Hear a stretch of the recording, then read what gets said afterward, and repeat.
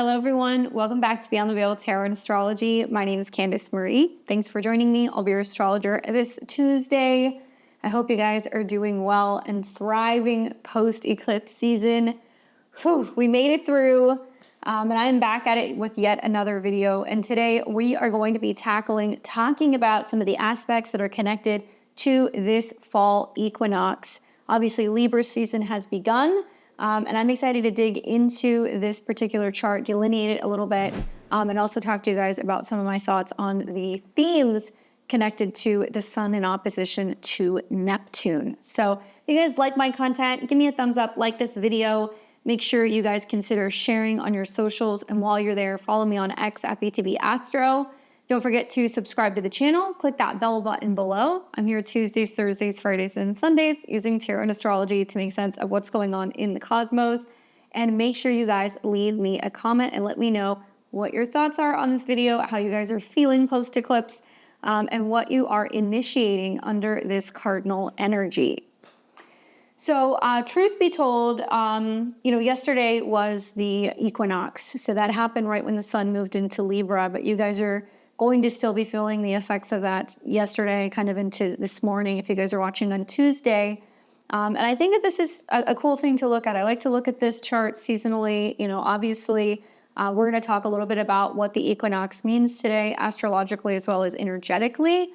And I'll delineate the chart and I'll talk to you guys about the key aspects and give you insight into the state of the world and what this kind of means for the better part of the next 3 months, at least until the winter solstice, which will be on December 21st, 2025. Now, this is a powerful time of transition, so we're going to kind of break it all down step by step and explore what these energies could shape in terms of our own personal kind of, relationships, our own kind of identity, our work, our career, as well as what might be playing out on the world stage, and how this is going to be impacting collective moods as well as personal growth. Now, if you guys want to see more about what the Sun-Neptune opposition represents for your rising sign, I encourage you guys to go and check out my September horoscopes. I do discuss this particular aspect for all of the 12 signs. Maybe I'll put it in a link in this video so you guys can check that out. But let's go ahead and jump right into it. So let's talk a little bit about the fall equinox and what that represents astrologically and energetically. Now, I live in Central Texas, so obviously I'm in the Northern Hemisphere. So when we have this is the first day of fall for us here. I know it's going to be the polar opposite of those of you guys in the other hemisphere, so bear with me. But some of the themes and the impacts and the effects really aren't going to make much of a difference. You're going to see the same themes across the world, regardless of what season you are in. Now, the equinox always occurs when the sun enters, in this case, to 0 degrees of Libra. Okay, so that's what we're looking at. As you guys are watching this on the 23rd, we're still in that degree. And it's making it a moment where, the day and the night are roughly at equal length. So it's creating that balance. And astrologically, this particular balance point is a shift in, our perspective. So we're kind of going from more of the kind of introspective, detail-oriented energy of Virgo, where we've been kind of collectively cleaning up, clearing out, dealing with problems, dealing with kind of hiccups. And now we are shifting into Libra, which is that energy of the 7th house. And this is more about the season of relationship kind of focused connections. It's also more diplomatic. It's more harmonious in its nature. So energetically, when we have this particular turning of the season, it's more or less a portal for equilibrium. And this is going to be where we're releasing the old and inviting the new. And we're trying to kind of get back into alignment. Now, in mundane astrology, if we're looking at this kind of generally how this is impacting us in the day-to-day, the Libra ingress chart sets the tone for the season ahead. So we're going to be looking at this going, okay, this is going to be kind of the astrological weather for the better part of like the next 3 months until we get into Capricorn season. So obviously it's going to highlight themes of diplomacy, justice, and partnerships, as well as society's kind of, relationships that we have together. And there is going to be some intense aspects at play. This equinox is really signaling a period of recalibration and moving away from illusions, okay, in any way, shape, or form. It's also about innovations and kind of working through existing or building power struggles that might be kind of coming up. So I see this as the universe really kind of asking us to find balance in the midst of chaos. And this is really going to be about fostering fairness and also kind of confronting and dealing with hidden truths head on. Now, as many of you guys are watching this equinox comes on the heels of this most recent September 21st solar eclipse in Virgo, and that was at 29 degrees. It was a partial eclipse, but it did amplify the themes of purification as well as service and analysis. Now, keep in mind, that was the 29th degree, so it represents really, planting a seed for the next 6 to 12 months, revolving around critical turning points in Virgo themes. And eclipses are seen as cosmic reset buttons. So this one happening at that anaretic degree has been really emphasizing urgency around health. It's also around work and daily habits. Globally, it's been manifesting, I think, as shakeups in healthcare systems, labor issues, as well as environmental concerns. And coming off of this eclipse, the equinox chart is kind of carrying that residual intensity into the next 3 months, okay? So right around the time that we're getting to the very end of Sagittarius season, going into Capricorn season, that is also going to represent the midpoints between this fall 2025 eclipses and next spring's 2026 eclipses. So that is going to be an interesting chart to look at this winter as well. But focusing more on now, I think that this is urging us to integrate some of the lessons that are coming from that solar eclipse and really, putting it into action and, using that collectively to kind of forge forward. Now, I'm going to delineate the chart, which basically is a fancy term for saying I'm going to explain to you guys all of the aspects and what it means. And I think that obviously anytime we're looking at a solstice or an equinox chart, we're going to be taking a look at where the sun is, because the sun is going to represent, in a general nutshell, where the energy is, right? What's going on, where we're shining a spotlight on, that particular sign.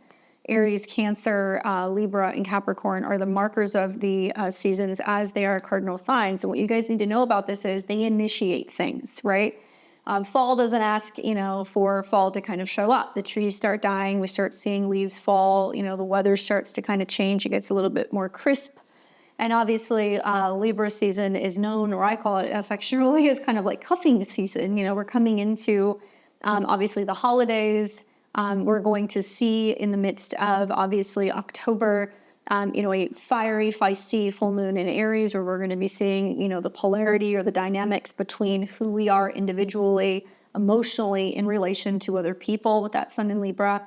We will also see a new moon that's going to be happening at the late degrees of Libra as well. So you can't talk fall equinox without talking about relationships, and that's really what Libra does best.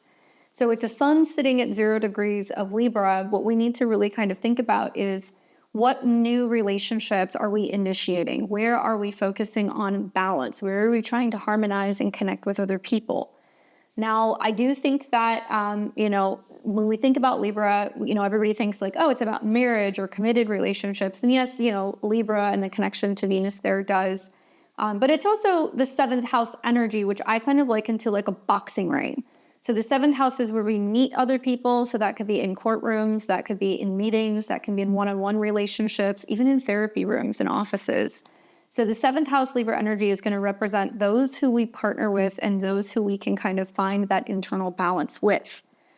Well, easier said than done coming out of a solar eclipse, and it featured a sun in opposition to Saturn. So we're kind of seeing the breakdowns and the issues with our health and our habits, both personally as well as in the workspace. And now we're seeing how that kind of trickle effect into the 7th house can be impacting relationships, or almost kind of like the catalyst for, I need help, right? I need support from a therapist, or I'm needing to go and find, a new business partner, or maybe I need a stylist, or maybe I'm hoping to find a relationship or a partner.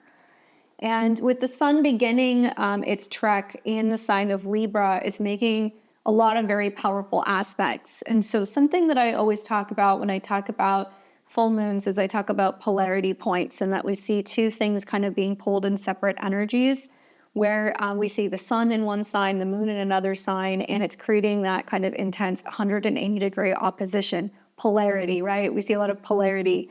And when we see that, opposition aspect during the full moons, it's very similar to that of the energy of the 1st and the 7th house. So you guys are really going to see the effects of this over the next 3 months. It's going to be like loud and very much, in our faces, and we're going to see it in the day-to-day. Oppositions provide opportunities. I don't look at oppositions, I think, in the same way as a lot of like traditional or kind of like Hellenistic or medieval astrologers. I look at it more in a modern sense that's like, all right, there's tension, you're being pulled in two directions. How can we kind of balance this out and meet in the middle? And oppositions are also about confronting things, whether it's literally or figuratively, if it's about addressing problems, if it's about meeting people halfway. Some of us might feel like we're at a definitive kind of turning point in certain relationships during this season. So I bring that up because it's been such a strong theme in the midst of the recent solar eclipse in Virgo this last weekend. And it's also clear as day with the sun in Libra making an opposition to Neptune in Aries. Now, guys, this is really, really big. As you know, earlier in 2025, Saturn and Neptune moved into Aries, briefly giving us kind of like glimmers of what 2026 is going to look like when those two planets return to the sign and they decide to stay. With eclipses that happened this spring, retrogrades that went over that 0-degree point, everything has been kind of indicating there's about to be this new kind of breakout period in the area of Aries in our chart, but more so collectively for all of us humans out there, what we are about to kind of endure and overcome, or what new brave beginnings we're going to be kind of taking on and learning a little bit more about our identities, our goals, and our boundaries. Anyway, more on that as we get into spring. But the sun is beginning its opposition to Neptune, which is retrograde. And you guys, as you're watching this actually on the 23rd, it's about to happen in the next hour. So if you're watching this early in the morning, pay attention to the events of today, because this is going to be a snapshot of more or less what we're going to be seeing over the better part of the next 3 months. Now, it's an opposition to Neptune, which is retrograde.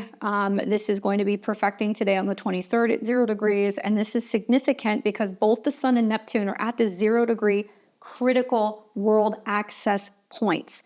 Now, Aries is me, who I am, the actions I take, what I want, what I do first thing in the morning. It's all fire and energy and enthusiasm, but it can also be about conflict. It can be about violence. It can also be connected to, massive kind of restarts that we have to go through. Versus that sun in Libra, it's kind of showing us, who is showing up or what we have to be kind of confronting at this time. Now, obviously 0 degrees are very potent initiation points in astrology. We see really prominent things happening in the world when planets are kind of ingressing or retrograding over these particular degrees. This year, we're having planets going, through that 0-degree point during Aries season. This spring, Jupiter crossed that as Jupiter entered into Cancer earlier this year, and now we come into Libra season. So, I think really what it's kind of showing us is that this is an initiation point. It's like a spark or a new beginning. So in tarot, this would be kind of seen as the Ace of Swords, right? The direct kind of communication, connection, that information, that download, the truth that we have to give other people. Now, obviously, the cardinal signs Aries and Libra are about action and leadership. So this opposition is kind of highlighting a tension between clarity, right, and confusion, reality, facts versus illusions. And the sun in Libra seeks balance and truth in relationships, while Neptune retrograde in Aries blurs boundaries, potentially fostering deception, idealism, or spiritual awakenings. Now, globally, I think that this could mean that there is a bit of a diplomatic fog. Misleading narratives in politics are likely to follow, and I think you're seeing that this week, or a collective disillusionment with leadership. Lots of confusion revolving around leadership, who or what you can actually rely or depend on, and who's going to have your back. Now, energetically, this is a call to really discern facts from fantasy, and we have to really be watching for gaslighting in international affairs or media. I think that's going to be a big theme, but also opportunities for compassionate unity. Now, I'm of the frame of mind, and I talked about this a lot during the solar eclipse, but I'm going to talk about it again for those of you guys who didn't hear it the first time, or those of you guys who are new to my channel. When you look at oppositions in astrology, we see that polarity. And so we have a tendency to think, okay, it's left or it's right? It's wrong or it's right, or it's true or it's false. And I caution you guys against getting too much in that mindset, because the truth is actually going to be somewhere in the middle. And if we're falling into the perspective that it has to be one way or the other, we're already losing the diplomacy game. So we have to keep an open mind. And there is, I think, this up and coming kind of division that we're kind of starting to see in society where people are going in one direction where they're like, no, we want accountability, we want transparency, we want, truth. And then we're seeing, other people who are kind of pivoting and staying in this like mass psychosis where it's like, no, I'm right, you're wrong, I don't want to hear what you have to say. And becoming more so alienated, I think, is kind of the theme that we're seeing. So part of this stems from the fact that you are going to be seeing the sun in opposition to Neptune. And this is the first time that this has happened since, Saturn and Neptune have ingressed into the sign. The only other time we've seen this is when the sun actually went into Cancer during summer solstice and squared Neptune. But now we're finally, starting to see the effects of this. So, the polarity of the sun of relationships, balance, diplomacy in opposition to Neptune can really kind of highlight where there is this separateness or where there is this isolation that's kind of coming up. Saturn is still in the mix too, so it can be where some individuals are feeling that they're being marginalized in some way, or they're being, pushed aside or not recognized, or maybe they're going their own way willingly. It could be a lot of independence, especially coming out of some relational issues, which have more or less been brewing all year. I mean, when you think about the Mercury retrograde that we just had in Leo, there was a lot of shakeups in relationships this past 2 months. Earlier this year, we also had a Mars retrograde that was going on in the same sign, which was dealing a lot with changes in relationships. And now we are coming into Libra's season where we're going to be seeing an initiation in relationships. And so a lot of people are going to be going, can I connect and can I collaborate or feel supported with certain individuals, with certain people? Or am I feeling more and more kind of separate and kind of losing that connection to them, creating a further divide where it's harder and harder to actually reach across the aisle, be able to kind of respectfully kind of debate and still be able to have dialogue, right? And then the other side of my brain says, even in spite of that opposition, we are going to see that the sun is going to be in a trine with Uranus in Gemini and Pluto in Aquarius. Now, the sun represents leaderships. So when you're looking at the news this week and you're hearing about what's going on with certain countries that are recognizing other countries' boundaries and borders, that's part of this because the sun's in opposition to Saturn. When you're hearing about changes with prime ministers or big announcements presidents are making, or maybe changes that are kind of going on with, leaders or CEOs of major companies, that's going to be the sun. Now that sun trine Uranus and Pluto, I feel like even though it's intense and we're going to see relationships change on a dime, we're going to see leadership change on a dime, it's incredibly powerful. It's very potent. We've got two major kind of heavy hitters, right? Pluto, the god of change and transformation. It's also about purging, purification, and it's retrograde, so it's about peeling back all of these conspiracies, also peeling back all of these manipulations that are kind of going on with the collective, and where we are going through some kind of collective purging. And a lot of people are just like kind of getting hit every day with the doom and gloom of the future, right? Pluto in Aquarius is notorious for kind of future tripping. And then we've got Uranus and Gemini, which is shaking up communication, how we get our information, anything revolving around technology, education, our communities, relationships with neighbors, as well as siblings.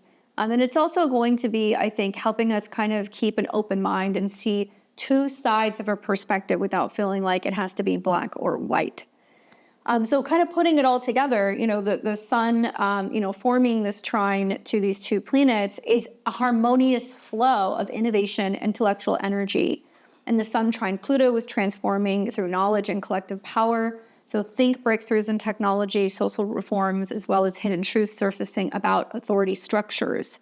While the sun trine Uranus retrograde is sparking sudden insights and rebellious change. And this is about kind of communication, ideas, networks, suggesting that this is a season where global collaborations are going to accelerate progress in humanitarian causes, but also things connecting to documentation, identification, and travel.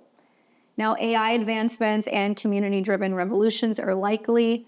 However, because Pluto and Uranus are retrograde, these changes might involve reviewing past disruptions, like revisiting tech ethics and group dynamics. While we see the sun is in Libra, the moon is in Libra as well. So just shortly after the solar eclipse that we had on the 21st, the moon then changed signs and went into Libra. So we will see this as a part of the solstice chart for the next 3 months. So kind of seeing the sun and the moon in the same sign is bridging off of that new moon solar eclipse that we just had. It's a new phase, so we're only going to grow from here. So that's positive. It does really emphasize, the emotional kind of harmony and the aesthetics and the themes of Libra, like partnerships. So it's kind of like the heart and will are synced up for, diplomatic efforts, or we are now more relationship focused, or we're actually trying to look for assistance, or we're trying to reach across the aisle and, kind of engage with other people who may not necessarily share the same frame of mind, but be able to kind of connect in a diplomatic way. It also heightens sensitivity to imbalances. So this could potentially be stirring relational tensions on the world stage. Well, when we look at the sun and moon in Libra, or Libra season in a nutshell, a planet that's really important to look at will be Venus, because Venus is, after all, the ruler of Libra, and she presides over, things like art and harmony, social connections, relationships, pleasure, money, fashion, and anything revolving around the six senses.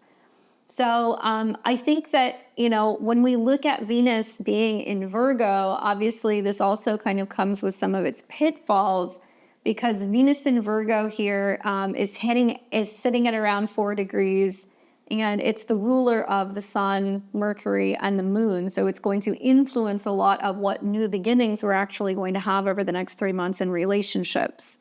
Now, it's debilitated in this sign, so it means that even though Venus is loving, it's more, loving, beautiful relational energy feels very critiqued. It feels very restricted. And it can also, manifest as, overly practical or judgmental approaches to beauty, love, money, or alliances.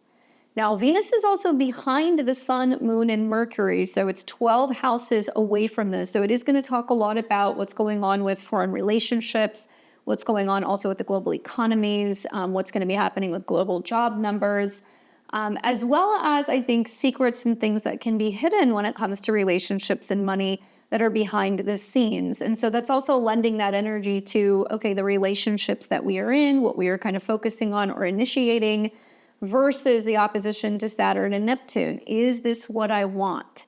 Am I being authentic? Am I being real with myself? Am I wearing a mask or portraying myself in a relationship in a way that's not truly me?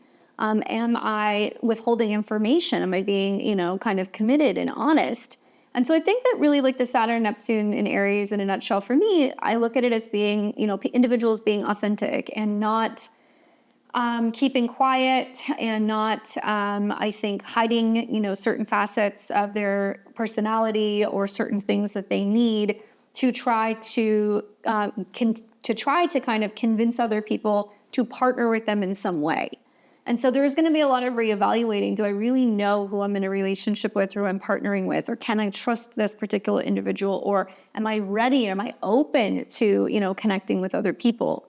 Obviously, the last couple of years, there has been quite a bit of isolation in society. And so I think that this is both the opening opportunity to reconnect with this air trine to our local communities, to people online, be bridging, some of the gaps in relationships, and really seeing where others are going to be extending an olive branch. And I think some people can be a little skeptical of that with Saturn and Neptune kind of close by in Aries. Others can also have a really hard time kind of adapting and kind of getting back into the swing of, trying to kind of connect with other people. Now, when we think of, Venus being behind the sun, it's also going to be suggesting that themes of kind of catching up or revisiting past issues are going to be a theme. And I think we will see that, obviously, throughout Libra season. At some point, Venus will come into conjunction with the South Node in a few short weeks. And we're also going to see Venus reactivate this recent solar eclipse degree. So there's still more kind of shaking out and dealing with the past. Now, the Sabian symbol for this particular degree is going to be 5 degrees of Virgo. So let's look at that really quick. And this is a man dreaming of fairies. Okay, so the keyword is outlook. The magic of vision. The symbol speaks to imagination, inspiration, and perception and consideration of possibilities. The image of a man dreaming of fairies alludes to magic with fulfillment and vision.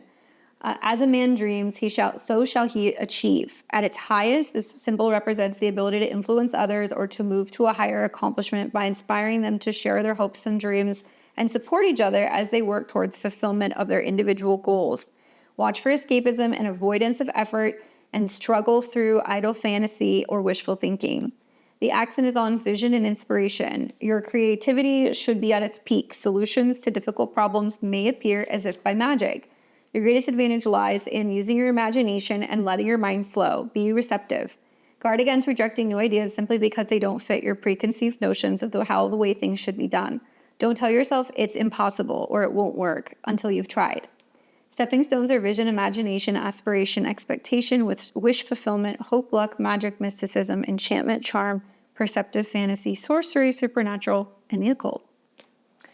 So with that being said, I think a lot of us can be feeling more maybe creative, maybe more romantic, maybe feeling more inspired by relationships, but some of us can also be just flat out delusional, revolving around whether or not we're in the right relationships or unaware of maybe where we have, expectations that are too high or unrealistic perspectives or visions of what relationships could or should be.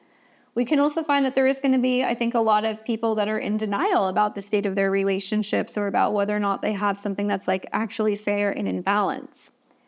Now, when I think about Mercury kind of being in the mix, Mercury is in Libra as well. So there's definitely a lot of mind and actions and emotions being heavily kind of tied up in relationships. And that can be all consuming with Venus being behind the sun. But Mercury is about travel, it's about ideas, it's about learning, and it's about business. And Mercury is actually sitting right along the midpoint of the moon and the sun, okay? So actually, you guys are watching this on the 23rd, but it looks like when we had the equinox, it was yesterday, and it was right around here, okay? But Mercury is still at the midpoint at 7 degrees. And when the equinox happened yesterday afternoon, the moon is in conjunction to Mercury. So Mercury is very cerebral, right? And it's in an air sign, which is about communication and connection and social opportunities and asking other people what they think and getting feedback.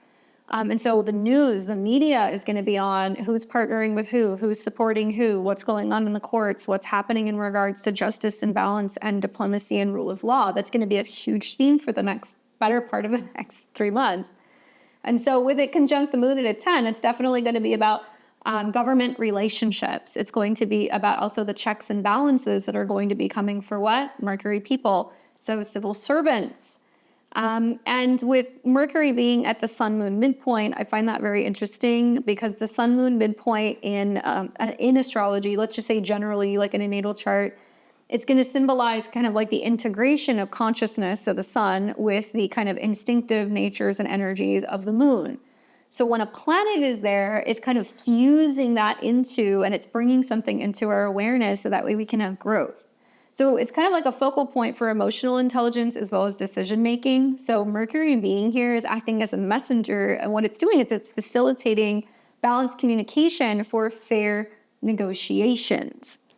Now, the Sabian symbol for 8 degrees of Libra, so we would round up because this is at 7, but the Sabian symbol for 8 degrees of Libra is a blazing fireplace in a deserted home. And this is symbolizing an enduring spiritual presence of inner warmth, even in times of isolation or abandonment. I think in context, it's kind of like applying as a reminder that amid what feels like a very uncertain world right now, there's always that inner light or kind of guardian energy to rely on. And perhaps it's going to be about encouraging diplomatic talks or media revelations that provide comfort and hope during turbulent times, because Mercury is media. And relationships, being the place of shelter from the world's storm. Now, remember, that could be romantic, that could be platonic, that could be professional, it could be spiritual, it could be with your best friend or even your family. But it is going to be about your greatest allies. That's what Libra is about. So, we know that, 2 is better than 1, right? Working together is better than 1, and that oftentimes 1 can actually be the loneliest number. I think about that a lot with Saturn, Neptune having been in Aries, where a lot of us are feeling down or defeated because we can't find true partnership. We can't find that connection, that unity. And whether it's a community group or fitting in at school, or maybe we're feeling like there is some kind of distance or disconnection from, our romantic partners, this is really going to be highlighting this for the better part of the next 3 months. And I think rightfully so, as we're approaching now a new 6-month kind of window before we finally get to 2026's February, Saturn Neptune conjunction in Aries. We have to wake up. We have to realize that we have to work together. That in many ways, a lot of the conflict and the chaos that's being organized is to divide us, not to unite us. Now, we are going to be then looking at Mars, and Mars is obviously sitting in Scorpio. So it is in its domicile. It's in its home sign. If you guys didn't catch the Mars and Scorpio video, check it out. I talk a lot about what to expect over the next couple of weeks. And Mars is coming into a hard square with Pluto, and that's actually happening. That's setting up this week. You're going to see that kind of hit on Wednesday with the moon. But, it's just entering its sign. It's at 0 degrees. So we've got quite a few zeros, 1, like early degree planets that are just kicking off, or we've got things that are kind of in the late degrees that are just wrapping up. Anyway, Mars in Scorpio, obviously full of like piss and vinegar. Rightfully so. I think that this is going to be showing it's going to be a rather intense and potentially even volatile period, especially when it comes to uncovering things, truth, secrets, dealing with debt, dealing with loans. The money and the money moves that can kind of be happening with Mars and Scorpio can be very quick. And Mars is actually forming not only a square to Pluto, where we're going to see some power struggles that's going to be emerging, and I think kind of purging and bringing up to the surface a lot of things that we maybe have felt, but we didn't have confirmation, we did not know. And that's going to be obviously kind of riling the masses up a little bit here. And it's also making an inconjunct to Neptune in Aries, and it's the dispositor because Mars is, connected to Aries, while it's also making an inconjunct or a quincunx to Uranus in Gemini. So and we have seen this. If you guys caught my most recent video, I talk about how Mars is basically showing up, being like, hey, wake up, as it quincunxes Neptune. This is something you need to be aware of. And Neptune retrograde can mean that we're waking up from like this fever dream where we've been so kind of scrambled and angry and not really sure about what's going on. And now there is going to be either actions or other things that are going to rile us up, or there's going to be the exposure of some kind of truth. Nevertheless, I do expect distractions. I think that will happen with the Mars-Pluto square. And then simultaneously, it's going to inconjunct or quincunx Uranus in Gemini. I'm just going to flat out say it. Like, I'm expecting some pretty extreme events over the next week or so that's possibly going to be distracting people from what lies beneath the surface. And so whether you're waiting for a list of people to come out, or you're waiting for some kind of proof of clinical trials failing, or you're waiting for some kind of situation where you're finding out that, the economy is not necessarily as strong as you thought, or trying to distract you from what's going on in the stock market, pay attention to the distractions over the next 3 months, because there will be things that will happen that's going to try to distract people away from the news cycles, Uranus and Gemini, and try to keep people asleep. Saturn and Neptune are still kind of conjunct. Now, whenever you see an inconjunct, it's an awkward aspect that's requiring adjustment. So Mars is intense, it's strategic, it's probing in Scorpio, but these are obviously creating friction, and it's like trying to get people to wake up when it inconjuncts Neptune. And also it's showing a lot of unpredictability with inconjuncts to Uranus in Gemini. I do think this is going to impact tech stocks or tech companies because of that inconjunction. And I also think that Mars, in the sign of Scorpio squaring Pluto and Aquarius is going to do a lot of the same things. Now, this could manifest as kind of like covert actions. I think we're going to be realizing that we're in the midst of some kind of psychological warfare. I mean, I don't say that lightly. I also think that this is going to be about misdirected aggression globally, like cyber threats or hidden conflicts.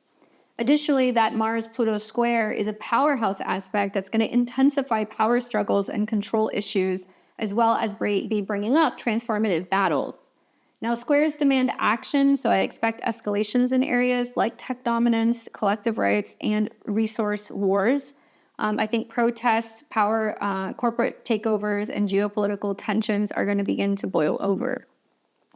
Now, in doing so, if we choose war with those Mars-Pluto squares rather than diplomacy, certainly the world is going to hear about it, but it's also going to make us fall deeper into that isolation loop, right? Saturn and Neptune kind of conjunct at the 0-degree Aries points.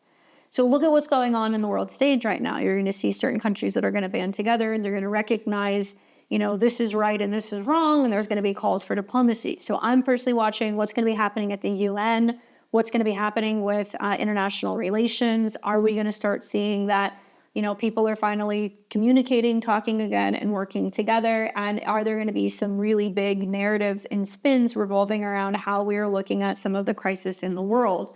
And that can be positive if finally we're all kind of admitting, what we have known all along, but it could be negative, especially if you get too many countries that are all getting on board with things like, some kind of surveillance, right? That could be very Pluto and Aquarius. Limitations revolving around travel, new IDs, passports, that kind of thing. And both Pluto as well as Uranus are sextiling Saturn and Neptune. So if there's any takeaway from this, it's that you can't be too easily persuaded by people to go along with a cause, but also simultaneously you need to wake up and start playing a participatory kind of role in some of the things that are going on in the world, rather than just kind of following the leader or doing what people tell you should do, as long as you want to support them and their needs. We're really looking at the balance between what's best for the individuals and what we're kind of going on with collectively, as well as in terms of our partnerships and relationships. Now, if we wrap this all up and we look at kind of like the overall meaning and what the next 3 months is going to be looking like for many of us, obviously this fall equinox chart is painting a picture of a season that's going to be filled with intellectual breakthroughs and obviously relational calibrations. However, it is shadowed by illusions and power plays. And so I think that the grand air trine is going to offer innovative solutions and collective progress. However, that Sun-Neptune opposition is a stinker, and it is warning of major deception. Mars aspects are going to be underlining tensions that could bring, eruptions and transformative conflicts. And I think for the state of the world, we might see advances in social justice as well as technology, but also major challenges like misinformation campaigns, diplomatic stalemates, or shifts in global alliances. Energetically, it's time to really seek balance amid the flux, and I think Libra's real influence is encouraging fairness, but Scorpio's intensity is demanding depth. That's why I always say, Libra will trade, truth for peace. And then when we get to Scorpio, Scorpio goes peace. No, they won't do that. They will want to have truth, even if it's going to ruffle a few feathers. Trust and believe that that will be happening throughout Scorpio's season. And that is going to kind of be like that midway point before we get to Capricorn season. I think to best work with this energy, obviously know your chart, really keep an eye on what's going on in the Libra and Aries area. Those axes are going to be aspecting each other. So there is a need to either kind of strengthen the sense of awareness or be, like I said, extending those olive branches. And embrace Libra's diplomacy by fostering open dialogues and partnerships, right? I'm trying to do this all the time. I have conversations with people I don't agree with. I'm trying to see perspectives from other people who maybe don't have some of the same information that, they could or they should, by asking questions, engaging in dialogue, that's going to be kind of helping people to be more aware of some of the things that are going on in the world. But also simultaneously, a lot of this is about self-awareness and recognizing where we can do things that actually limit our ability to connect with other people and promote, I think, more diplomacy. I would use this air trine that we're going to see throughout the next couple of months for brainstorming and networking. Channel Uranus and Pluto for innovative problem solving, and ground out as much as you can, because Neptune's fog is going to be really heavy. And I think that we can handle some of the intensity if we are focusing on personal empowerment rather than trying to strong arm people and have control. Practices like meditation, journaling, and community building can really kind of help shift things in a positive direction. And I say that specifically because of the connection to Aquarius and also Gemini with some of those air trines. Now, what you want to watch for the next several months is going to be, kind of monitoring some of the themes that are going to be coming up of truth versus illusion in news and politics. That's the Sun Neptune. And potentially sudden innovations or disruptions in group or in tech-related things. That's the Grand Trine. Also changes that will be going on with leadership and relationships. And obviously be cautious of escalating conflicts or power dynamics with Mars and Pluto in a square, especially around late September, early October. Now we will see, some of these eclipses that are going to be kind of taking place in the spring. That's going to be an ongoing kind of theme of some of the planetary shifts that we have already kind of experienced briefly in 2025. That will be amplifying things even more. And, I think it's going to lead to major changes in society, the economy, and even more by the time we're kind of getting into winter solstice. So we'll see what happens. Obviously, I'm interested to kind of hear your guys' feedback. I talk a lot about what's going on my X account, so follow me at BTB Astro. Always posting stuff, kind of talking about what's kind of going on globally and trying to get people engaged. But let me know, how are you guys feeling with the Sun-Neptune opposition? Are you feeling like, you're like ants in a jar? That's what it feels like to me, because I feel like, the Saturn Neptune in Aries has been very much like these kind of covert, like, conflicts and wars and like these spiritual battles that are going on, and everybody's just kind of getting angry, but nobody really remembers what we're angry at. I saw somebody post something a couple months ago where they were saying if you take red ants and black ants and you put them in a jar, they're fine. But when you shake up the jar, they start fighting each other. And so I think about how, Mars is squaring Pluto, and you could see that there could be some conflict in certain groups and stuff that are getting kind of shaken up right now, intentionally to create more confusion, but also to create more division. So try to spot that, try to see where it's kind of coming from, try to recognize that, we can't fight fire with fire or hate with hate, that the only way to kind of move through this is to build stronger alliances and relationships with other people. And part of that is about being able to be respectful and also having that open dialogue again. So thank you guys so much for watching, for liking, sharing, and subscribing. Don't forget to give me a thumbs up and consider sharing this on socials. May this equinox bring you guys the balance and insight that you have all been seeking. May we cut through the fog over the next couple of months.